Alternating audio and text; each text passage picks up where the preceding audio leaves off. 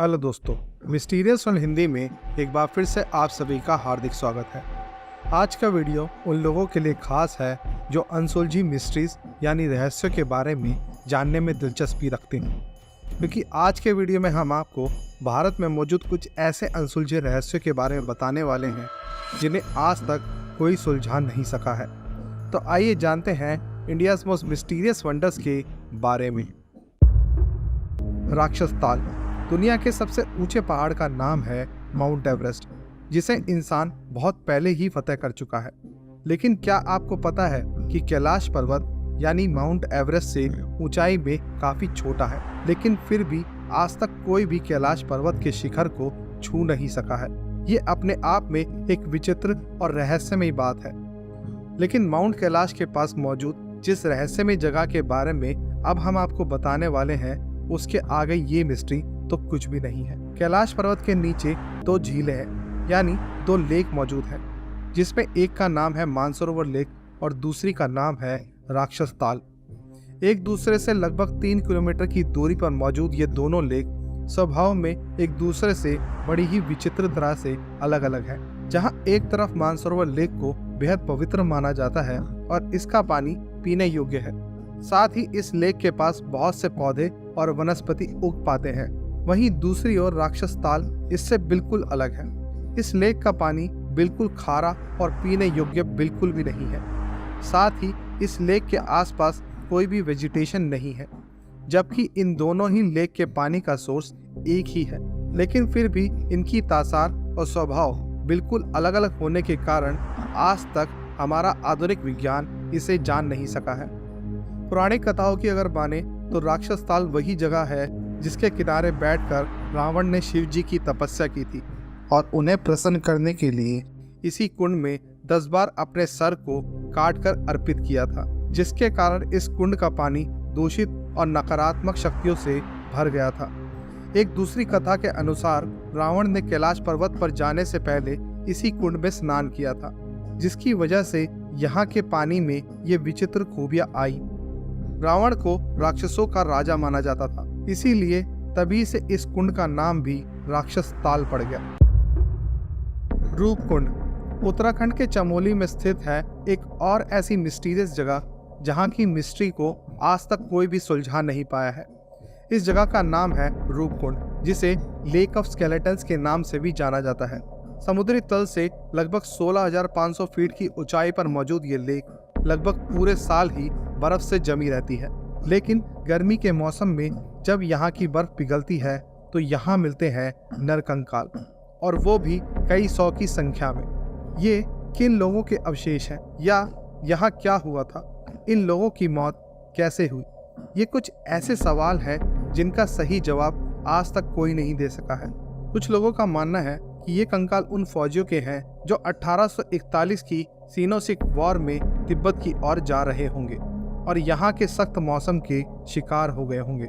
वहीं एक और कहानी के अनुसार ये जगह किसी समय में एक सिमेट्री यानी शमशान रही होगी। इसी वजह से यहाँ अनेकों लोगों की अस्थियां और अवशेष मिलते हैं। पहले अंदाजा लगाया गया कि यहाँ मौजूद ह्यूमन रिमेन्स लगभग 700 से 800 साल पुराने हैं, लेकिन एंथ्रोपोलॉजिस्ट और साइंटिस्ट की एक टीम द्वारा की गई स्टडी में ये मालूम चला कि यहाँ जिन मौजूद लोगों के अवशेष मौजूद है वो लोग आम लोगों की तुलना में काफी लंबे चौड़े थे और उनकी आयु 35 से 40 साल की थी, जिनमें से लगभग 15 महिलाएं भी थी, जो कि आम महिलाओं से उलट काफी लंबी चौड़ी और मजबूत डील डॉल वाली महिलाएं थी। इस स्टडी में जो सबसे ज्यादा चौंका देने वाला खुलासा हुआ वो ये था कि यहाँ मौजूद कुछ कंकाल 1200 साल से भी पुराने हैं और यहाँ मौजूद कंकाल लगभग 1000 साल के दौरान अलग अलग समय में यहाँ आए, यानी इन लोगों की मौत 1000 साल के अंतराल में अलग अलग समय में हुई थी। इनमें से किसी के भी शरीर पर कोई भी गंभीर चोट नहीं थी, जिससे ये निष्कर्ष निकाला जा सकता है कि ये कोई वॉरियर्स तो नहीं थे। लेकिन फिर भी इतने सारे लोग यहाँ क्यों आते थे और यहाँ ऐसा क्या था कि लोग इस जगह पर आकर मारे जाते थे। The mini desert at Talakad, Karnataka. जब भी आप साउथ इंडिया के बारे में सुनते हैं तो आपके मन में क्या दृश्य आते हैं? शायद आप भी खूबसूरत जंगल, वनस्पति, ऊंचे पहाड़ और बेशुमार हरियाली को इमेजिन करते होंगे। पर क्या आप जानते हैं कि दक्षिण भारत में एक विचित्र और बेहद मिस्टीरियस रेगिस्तान भी मौजूद है। यह अजूबा मौजूद है कर्नाटका में और इस जगह का नाम है तालाकंड या तालाकाडो। यदि आप इस जंगल की जियो लोकेशन को समझेंगे तो ये मालूम होगा कि इस जगह पर जंगल या घने पेड़ पौधे होने चाहिए थे, लेकिन इसके उलट इस जगह पर मौजूद है कई किलोमीटर में फैला हुआ रेगिस्तान। यह जगह कावेरी नदी के किनारे स्थित है।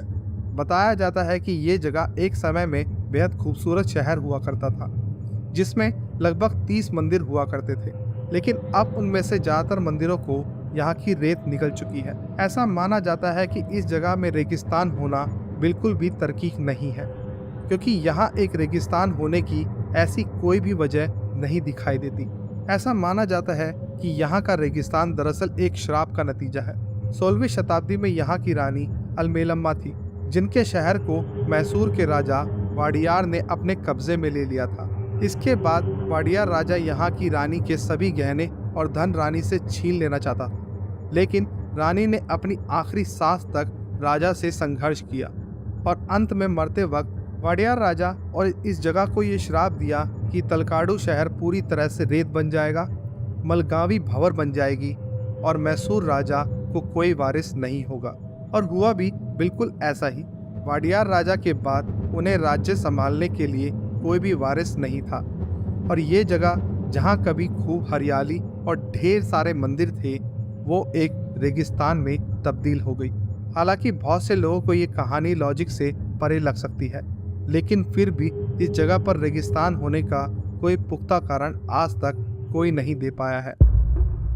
हजरत कमर अली दरवेश श्राइन मंदिर हो या मस्जिद, लगभग हर धार्मिक स्थल से जुड़ा कोई न कोई चमत्कारी किस्सा सुनने को मिल ही जाता है, मगर महाराष्ट्र के पुणे के पास एक ऐसी दरगाह है जिससे जुड़ा रहस्य विज्ञान भी आज तक नहीं सुलझा पाया है। मुंबई से करीब 16 किलोमीटर दूर पुणे बेंगलुरु हाईवे पर शिवपुरी गांव में मौजूद कमर अली शाह दरवेश की दरगाह में एक रहस्यमय पत्थर है, जिसे देखने लोग दूर दूर से आते हैं। दरअसल इस दरगाह परिसर में एक पत्थर मौजूद है जिसका वजन लगभग 90 किलो बताया जाता है, जिसे उठाना और देर तक उठाए रखना किसी आम व्यक्ति के बस के बाहर है। लेकिन अगर इसी पत्थर को 11 लोग एक साथ हजरत कमर अली दरवेश का नाम लेकर अपनी एक उंगली से उठाते हैं तो ये पत्थर बहुत ही हल्का महसूस होता है। ऐसा लगता है कि मानो ये पत्थर खुद ब खुद हवा में तैरने लगता है। लेकिन अगर 11 से कम या 11 से ज्यादा लोग इस काम को करने की कोशिश करें तो ये पत्थर 10 से मस नहीं होता। इतना ही नहीं, यदि कोई पत्थर को उठाते वक्त यदि कोई व्यक्ति हजरत कमर अली का नाम नहीं लेता तो ये पत्थर उसी व्यक्ति की तरफ झुकने लगता है। ये ऐसी मिस्ट्री और करिश्मा है जिसे देखने के लिए लाखों लोग यहाँ पर आते हैं और इस करिश्मे को देखकर आश्चर्यचकित रह जाते हैं। कैलाश टेम्पल महाराष्ट्र के चंदन नगरी हिल्स पर मौजूद है हमारी लिस्ट का अगला अजूबा, जो कि एलोरा की गुफाओं का हिस्सा है और जिसका नाम है कैलाश टेम्पल। इस मंदिर की विशेषता ये है कि इसे एक सिंगल पीस ऑफ रॉक से बनाया गया है, यानी ये सिर्फ एक चट्टान को काट कर बनाया हुआ ऐसा चमत्कार है जिसे आज तक हमारा मॉडर्न आर्किटेक्चर भी समझ नहीं पाया है।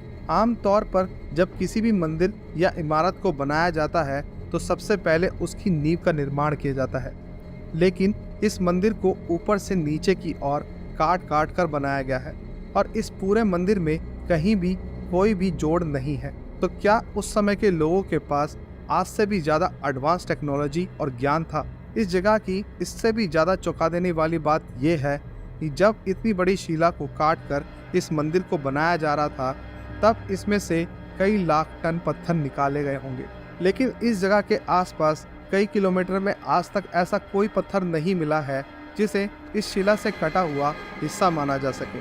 आखिर इतने सारे पत्थर जो इस मंदिर को बनाते समय यहाँ से निकाले गए होंगे वो सब कहाँ गए?